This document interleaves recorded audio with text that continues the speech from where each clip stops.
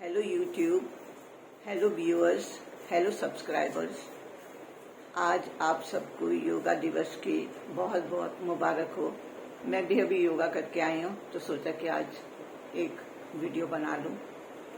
हमारी सोसाइटी में योगा हुआ था, उसमें प्लांट्स भी बांटे गए, वो रिफ्रेशमेंट भी दी गई। बहुत ही आनंद आया, बहुत आनंद आया। सबने एक जैसी ड्रेसेस पहनी हुई थी, वाइट्स की भी। तो मैंने कहा चलो आज अपने यूट्यूब को और व्यूअर्स को, सब्सक्राइबर्स को भी बधाई दे दूं। आज मैं छोटे बच्चे जो होते हैं 3+ या 4 और 10 इयर्स के बच्चों को डेडिकेट कर रही हूँ अपना ये वीडियो। छोटे बच्चे जो 3+ के होते हैं, शुरू शुरू में अपनी मदर को छोड़ के स्कूल में जाते हैं तो उनकी अटैचमेंट मदर के साथ रहती है हमेशा। मदर छोड़ने जा रही है, लेने जा रही है। कई बार तो वो बच्चे इतने प्यारे लगते हैं कि टीचर को भी मम्मा कहना शुरू कर देते हैं। तो उस समय जो है टीचर का रोल बहुत ही इम्पोर्टेंट हो जाता है, क्योंकि टीचर जो है जो सिक्योरिटी, जो इमोशन, जो वैल्यूज वो देख पा रही होती है, वो शायद कोई और नहीं देख पाता। तो उस टाइम वो सेकंड मदर का ही रोल निभा रही होती है। तो बच्चे खुशी खुशी राइम्स गाते हुए, स्टोरीज सुनते हुए, आजकल तो कंप्यूटर पे स्टोरीज भी आ जाती हैं। हमारे टाइम पे ऐसा नहीं होता था, वर्बली सुना देती थी टीचर्स। चलो ये भी अच्छा समय है, कंप्यूटर्स शुरू हो गए। और उसके बाद जो है कि कटिंग, पेस्टिंग, ये सब टीचर खुद करती है, बच्चे पेस्टिंग करते हैं। तो बड़ा एंजॉय करते हैं, बहुत एंजॉयमेंट का माहौल स्कूल में रहता है। और फिर घर आते हैं और बच्चों से कंपनी जब करते हैं ना, कहते हैं कि मदर कितनी भी क्वालिफाइड क्यों ना हो, फिर भी वो अपने बच्चे को स्कूल भेजना चाहती है। क्योंकि उससे क्या होता है कि बच्चा जो है अपने एज ग्रुप के साथ मिलता है, उनसे बात करता है, इंटरेक्ट करता है और टीचर से मिलता है। टीचर से एक बहुत ही प्यारा सा बॉन्ड बना लेता है। कई बच्चे तो घर की पूरी बात जो है वो टीचर से ही शेयर करने लग जाते हैं। तो ये बहुत ही प्यारा मोमेंट होता है बच्चों के लिए भी और पेरेंट्स के लिए भी। और वो टिफिन लेके जाता है, आया जो है वो टिफिन खोल के देती है, क्योंकि वो इतना सक्षम नहीं होता कि अपना टिफिन भी खुद खोल पाए। फ्रूट, एक टिफिन में फ्रूट लेके जाता है, खाता है, बच्चों के साथ शेयर भी करता है, ऐसी बात नहीं है। वो तो धीरे धीरे उसमें जो है शेयरिंग कम होनी शुरू हो जाती है। वो मैंने अपने पिछले एपिसोड में बताया भी था। जब वो 10 इयर्स का होता है तो उसमें शेयरिंग कम हो जाती है। वो फिर ये है कि पेरेंट्स और टीचर्स जो हैं वो उसमें ये क्वालिटीज डालें तो वो फिर वो मान भी जाते हैं। वो कहते हैं ना कि बच्चे इतने, जैसे मिट्टी लो और उससे किसी आकार काम खिलौना बना लेते हैं। उस समय बच्चे का माइंड वैसा ही होता है कि हम उसको जैसे ढालें, जैसे ढालना चाहते हैं वैसे वो ढल जाता है। तो ये टीचर्स की, स्कूल्स की बहुत बड़ी रिस्पॉन्सिबिलिटी हो जाती है कि हमारे देश के बच्चे जो हैं वो आगे बढ़ें। उनको एक अच्छे सिटीजन के रूप में मैं यही चाहती हूँ कि, क्योंकि आजकल का माहौल जो मैं देखती हूँ ना, उसमें बहुत डिसअपॉइंटमेंट होती है ये क्या हो रहा है। तो वो जो टीचर्स और प्रिंसिपल जो हैं या वहाँ के पीटी टीचर हैं, स्पोर्ट्स के टीचर हैं, उन सब की बहुत बड़ी रिस्पॉन्सिबिलिटी हो जाती है कि बच्चों को इंडोर गेम्स खिला रहे हैं, आउटडोर खिला रहे हैं। ये सारा काम करते करते बच्चे आगे बढ़ जाते हैं, उनमें प्यारी प्यारी भावनाएं आती हैं।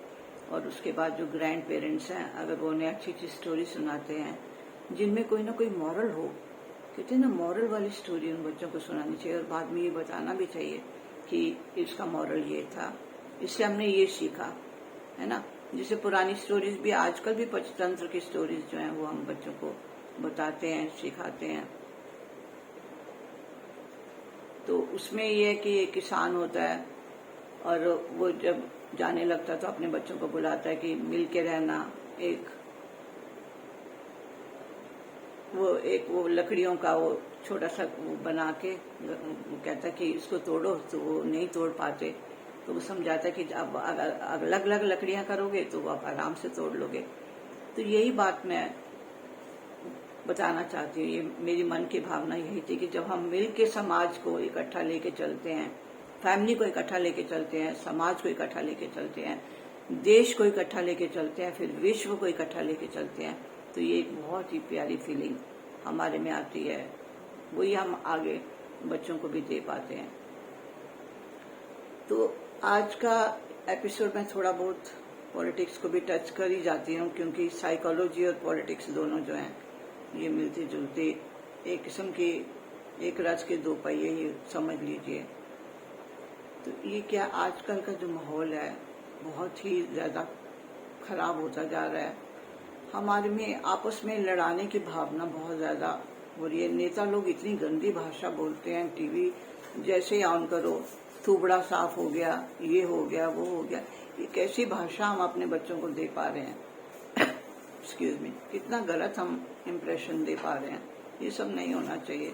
हमारी लैंग्वेज एटलीस्ट टीवी में जब आते हैं वो तो पॉलिश लैंग्वेज यूज करनी चाहिए ना। इवन डॉक्टर्स आ रहे हैं इंटरव्यू देने के लिए, प्रवक्ता आ रहे हैं, लेकिन भाषा का स्तर इतना ज्यादा गिर गया है कि मैं देख के सुन के बड़ा अचंभा होता है, बड़ी हैरानी होती है कि ये देश में क्या हो रहा है, ये कैसा माहौल पैदा हो रहा है। कहते हैं कि हमारा कॉन्स्टिट्यूशन, मैंने पहले भी कहा है कि बहुत रिच है। देखिए आप इसमें जो है एक गरीब परिवार का बंदा भी जो है इतनी बड़ी पोस्ट पे चला जाता है, राष्ट्रपति बन जाते हैं, प्राइम मिनिस्टर बन जाते हैं, लेकिन अपनी लायबिलिटी जो है उनकी वो दरकिनार कर देते हैं।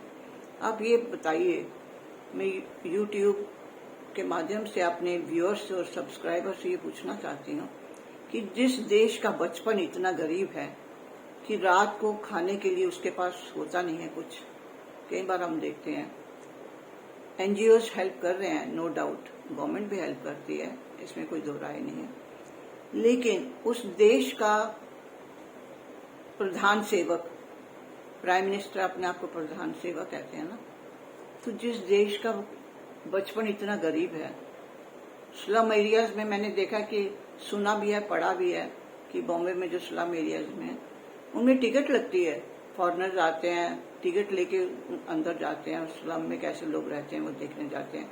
क्या ये हमारा भविष्य है? क्या ऐसा भविष्य हम लेके आए हैं पीछे से? कहते हैं हम इतनी रिच देश है, अब भी है। कहते हैं वो गाना मैं सुनती थी बचपन में भी, डाल डाल पर सोने की चिड़िया करती है बसेरा, वो भारत देश है मेरा, वो भारत देश है मेरा। तो आज की ऐसी स्थिति देख के सच में रोना आता है, गला भर आता है कि हम क्या कर रहे हैं, क्या अपने बच्चों को देख रहे हैं, क्या हम इतने लालची हो गए हैं? अपने लिए हम शुरू में कहते हैं कि मैं झोला लेके आया था, झोला लेके चला जाऊंगा।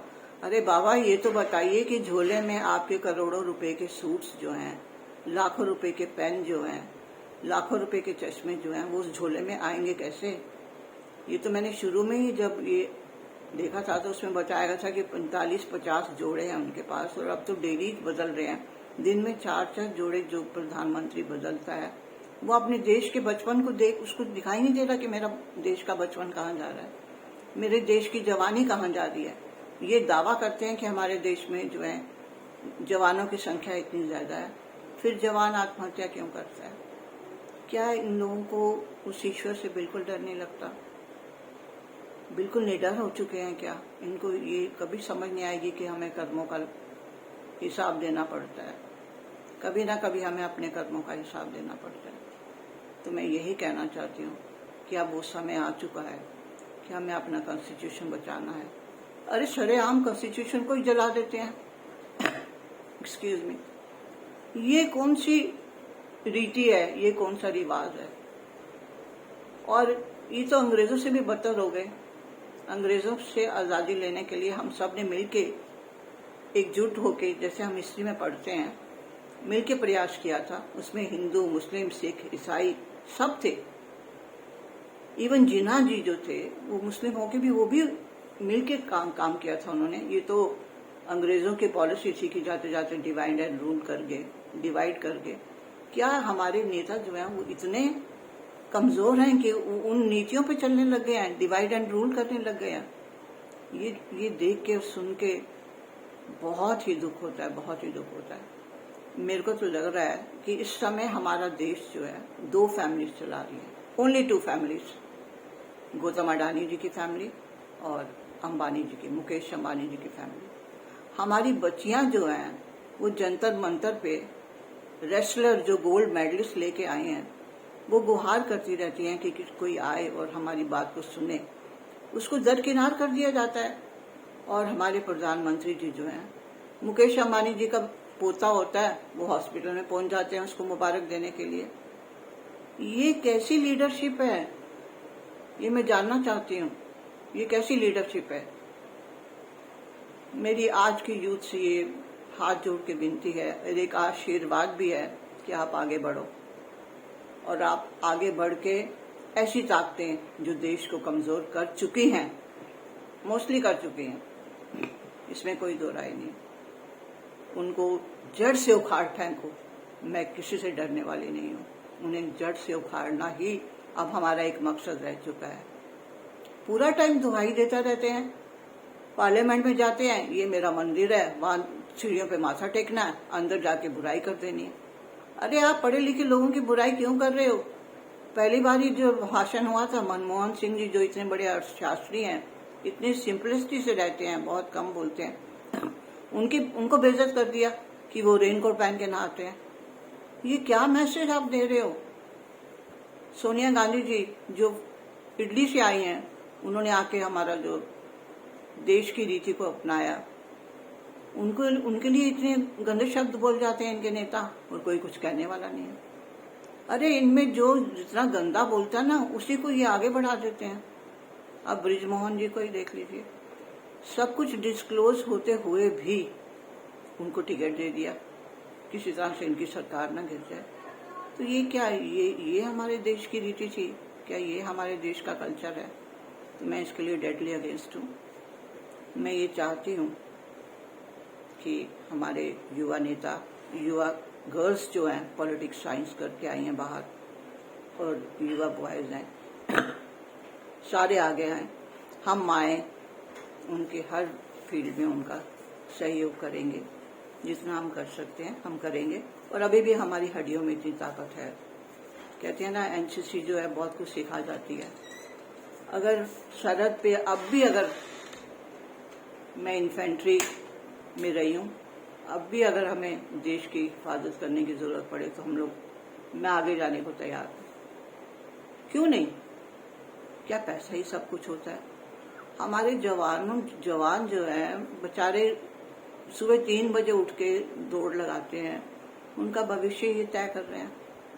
अग्निवीर योजना ले आए, जबकि उसके अगेंस्ट से हम सब लोग अगेंस्ट थे, क्योंकि हम लोग डर के मारे बोलते नहीं है, क्योंकि कुछ सुनने वाला है नहीं। इन्होंने तो कानों में रुई डाली हुई है। और आज मैं एक बहुत बड़ा सत्य भी उजागर करना चाहती हूँ यूट्यूब के माध्यम से, कि विपिन रावत वो अग्निवीर योजना के डेडली अगेंस्ट थे। उनको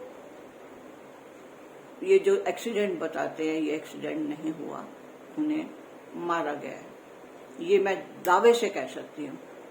एक ही हेलीकॉप्टर में इतने सारे एक से एक बड़े हमारे जो आर्मी के ऑफिसर्स भी बैठे हैं, विपिन रावत जी की वाइफ भी बैठी है। क्या हमारा पायलट जो है इतना कमजोर था, उसे दिखाई नहीं दिया माउंटेन सामने? ये एक बनाया हुआ प्लान था। आज तक विपिन रावत जी के बारे में कभी कोई टीवी में बात नहीं होती, बस वही सुबह सुबह जो न्यूज आई थी वही हमने देखी है। तो क्या हम किस राह पे चल रहे हैं, किस रास्ते पे अपने यूथ को लेके जा रहे हैं? बच्चों से हम बहुत प्यार करते हैं, मैं भी बहुत प्यार करती हूँ। मैंने इसीलिए ये वीडियो सुबह सुबह बनाने की सोची, क्योंकि बाद में फिर मैं भी अपने ग्रैंड सन के साथ बिजी हो जाती हूँ। तो ये मैं बच्चों से अपील करती हूँ, युवा जनरेशन से अपील करती हूँ कि आपको किसी तरह के डिप्रेशन में आने की जरूरत नहीं है। कभी भी ये भावना लाने की जरूरत नहीं कि हम सुसाइड कर लेंगे, नहीं। अब आप बिल्कुल स्ट्रेट खड़े हो जाइए, आगे बढ़िए। आपकी माएँ आपके पीछे चल रही हैं, आपको आशीर्वाद दे रही हैं, आपके साथ रहेंगी हमेशा। यही मेरा आज का मैसेज है देश के प्रति, बच्चों के प्रति भी। छोटे बच्चे जो हैं वो तो मैंने आपको बताया है कि मिट्टी की थैली की तरह होते हैं, जैसे उनको मोल्ड करो वैसे हो जाते हैं। उनका भविष्य बहुत अच्छा हो, बहुत उज्जवल हो। धीरे धीरे पढ़ाई करें, इंटरेस्ट से पढ़ें। और टीचर से मेरी रिक्वेस्ट है कि वो लेसन को इतना इंटरेस्टिंग बनाए कि बच्चा डेली स्कूल आना चाहे, वो कभी भी छुट्टी करने के लिए तैयार ही ना हो। इतना इंटरेस्टिंग लेसन को बनाना चाहिए। जब नर्सरी में तो वैसे ही वो एंजॉय करता है, first second third fourth fifth तक लेसन इतने इंटरेस्टिंग होने चाहिए कि वो खूब एंजॉय करता हुआ पढ़े। और उसमें जो है आगे बड़े बच्चों के लिए गांधी जी के बारे में पढ़ाया जाए, पंडित नेहरू जी के बारे में पढ़ाया जाए, जिन्ना जी के बारे में पढ़ाया जाए। क्यों नहीं पढ़ाया जाए? ये जिन्होंने अपने जाने कुर्बान किए हैं, नेताजी सुभाष चंद्र जी के बारे में पढ़ाया जाए। ये सब लुप्त हो गया है। कहीं कोई करिकुलम में कोई ऐसा टॉपिक ही नहीं आता आजकल। मैंने देखा है कोई टॉपिक्स नहीं होते ऐसे। तो ये टॉपिक होने चाहिए ताकि बच्चों को हमारी हेल्दी जो हमारी हिस्ट्री है उसके बारे में पता लगे। हम ब्रिटिश हिस्ट्री और मुगल हिस्ट्री ये सब पढ़ के क्या करेंगे? हमें क्या मिलेगा? हमारे बच्चों को क्या मिलेगा? हमें आज के प्रेजेंट में रहना चाहिए। Present is alive, past is dead and future is uncertain. Nobody knows about future, तो why to waste time in thinking of future? इसलिए मेरे रिक्वेस्ट है, सबसे रिक्वेस्ट है कि आगे बढ़िए। हम आपके साथ हैं। हम सब माएँ जो है, मैं 60 ईयर की हूँ, लेकिन मेरे अंदर जब खून खोल जाता है, खून उबलने लगता है जब मैं ऐसी स्पीचेस सुनती हूँ टीवी में कि जो गंदा बोलता है उसको ऊपर चढ़ा दिया जाता है। समृति ईरानी जी क्या है आप बताइए? टीवी में इतना बढ़िया सीरियल दे रही थी, उनको क्या जरूरत थी पॉलिटिक्स में आने की और फिर ये गंदा गंदा बोलने की? कोई जरूरत नहीं थी। She should leave the post immediately. बाकी कभी कभी गुस्सा आ भी जाता है। वो कहते हैं ना कि कभी हालात आसपास के ऐसे हो जाते हैं कि हम अपने आप को कंट्रोल नहीं कर पाते। तो मेरी यूट्यूब से यही गुजारिश है कि मेरी ये वीडियो ज़रूर युवा लोगों तक पहुँचे, मेरे सब्सक्राइबर्स, मेरे व्यूअर्स, उन सब तक पहुँचे, ताकि देश के साथ हम किसी तरह का भी समझौता नहीं कर सकते, कभी नहीं कर सकते। मैं अभी थोड़े दिन पहले उनका कुमार विश्वास जी की एक वीडियो देख रही थी। उनमें उन्होंने बताया कि फॉरेन में कोहिनूर हीरा हमारे देश का है, वो लेके वो चले गए वहां पर, और उसको देखने के लिए हमारे ऊपर टिकट लगाई हुई है। इतने डॉलर पे करोगे तो आप देखोगे। ये क्या है? ये सब नहीं होना चाहिए। इसलिए मेरी हिंदी के प्रोफेसर्स जो हैं, कुमार विश्वास जी हैं, अजय जी हैं, बहुत अच्छे लोग हैं। मैं मिली भी हूँ उन लोगों से। तो उन सब से मेरी गुजारिश है, क्योंकि जब रामलीला मैदान में अन्ना जी आए थे तो मैं भी गई थी वहां पर, मिली थी। मैं इसलिए गई थी वहां पर क्योंकि मैं किरण बेदी जी की बहुत बड़ी एडमायर थी। लेकिन बड़ा अफसोस हुआ कि बीच में ही आंदोलन छोड़ के वो गोवा की गवर्नर बन गई। तो ये क्या है? What is this? It means कि money is everything, post is everything. आपकी वैल्यूज, आपको मैं देख के मैं बड़ी हुई हूँ, मैं आपको रियलिटी बताऊं तो। लेकिन ये है कि जैसे जहां से अपॉर्चुनिटी आती है आप लोग छोड़ देते हो। ये गलत है, ये टोटली गलत है। अब मैं किसी पार्टी की हिमायत नहीं कर रही। हो सकता है पिछली पार्टी में कोई गलतियां हुई हों, उन गलतियों की वजह से, लेकिन अब वो पुरुषार्थ कर रहे हैं, आगे आने के लिए पुरुषार्थ करते हैं। The people are not money minded, but this party, existing party in center, is fully money minded, fully money minded. Thank you so much, YouTube. Thank you viewers. Thank you subscribers. आपको योगा दिवस की लाखों लाख मुबारक हो। और मैं पतंजलि भी गई हूँ 1-2 बार। मेरी रामदेव जी से भी हाथ जोड़ के विनती है कि जिस विषय को लेके आप आगे बढ़े थे और जिसकी वजह से आप पॉपुलर हुए थे, योगा की वजह से, आपने क्या किया? योगा को दरकिनार कर दिया और एंटरप्रेन्योर बन गए। ये गलत है। आपको एंटरप्रेन्योर बनने की क्या जरूरत है भाई? मैंने आपका वहां पर आलीशान वो देखा हुआ है पतंजलि का, वहां बच्चे शिक्षा ले रहे हैं, पैसे देते हैं। तो फिर आपको ये छोड़ के, योगा छोड़ के ये सब ये करने की क्या जरूरत थी? इसको जरा अपने आप पे भी काम करिए। और देश का युवा जो है, ये नंग दड़ंग होके आप योगा कराना, ये मैं बिल्कुल इसके अगेंस्ट हूँ। प्रॉपर कपड़े पहन के आइए, योगा कराइए। और बाकी जो आपके प्रोडक्ट्स बिक रहे हैं और ये घी बिक रहा है और ये बिक रहा है और वो बिक रहा है, इस सब को दरकिनार करके आप अपनी फील्ड में आगे बढ़िए। Thank you so much YouTube, thank you so much subscribers, thank you so much viewers.